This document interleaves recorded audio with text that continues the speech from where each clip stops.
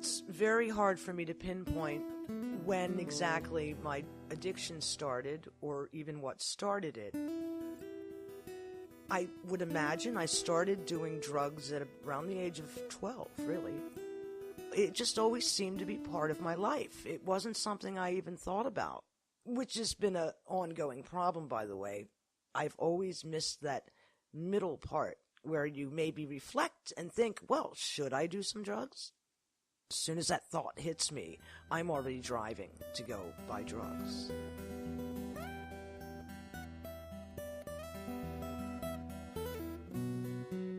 By the age of 16, I had discovered opiates, the heroin. This is my drug. I felt like I found finally my peace. And it is something that it has always given me is a sense of peace and also a sense of well-being. A lot of people, it seems, when they do opiates, before you know it, they're licking the floor or their head is about a foot from the concrete. Contrary to that, I feel energy. It puts a skip in my step, and I go around the house singing or humming. And honestly, I have often felt it's a financial problem more than a drug problem, because when I have had plenty of money, gainfully employed and all that, it didn't interfere in my life in any way. I wasn't being arrested.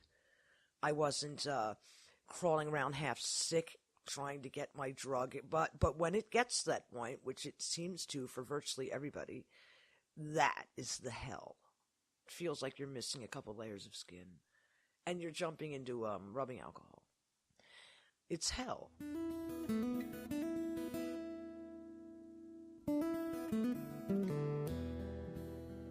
But I took a long break, and I thought that it was simply a passing phase.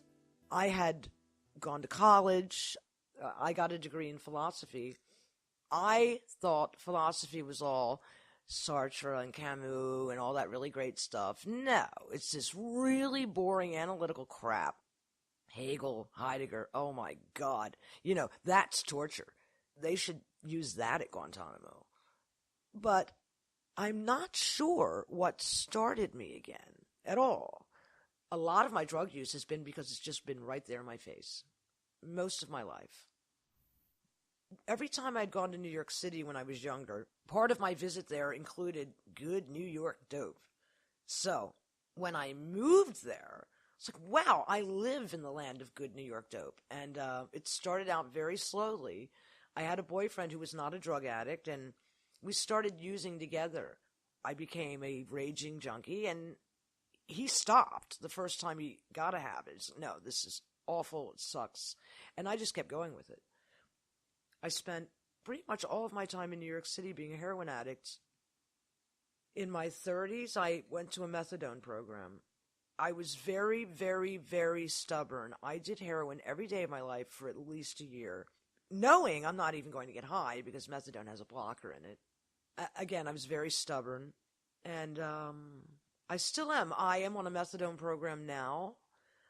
I have a lot of resentment about it in a way. In general, in life, I have a lot of resentment about my use or not use of heroin. Why can't I do my drug?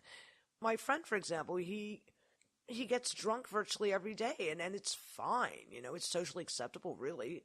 Well, to a degree. And I'm not allowed to do my drug, and that pisses me off. It really does.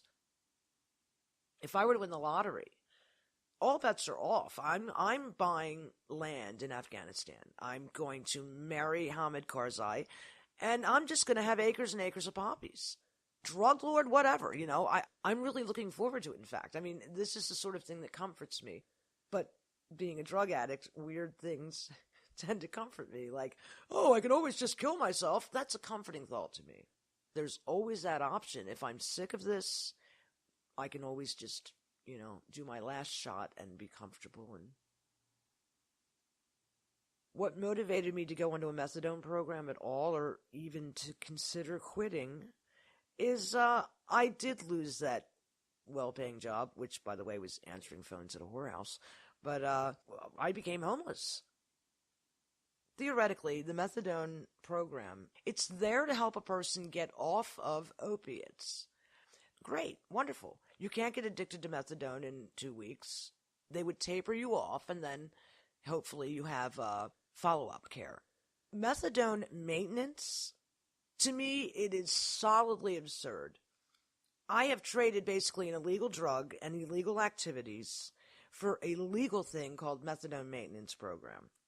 I can't get take-homes because I take Seroquel, and that's a whole nother horrible.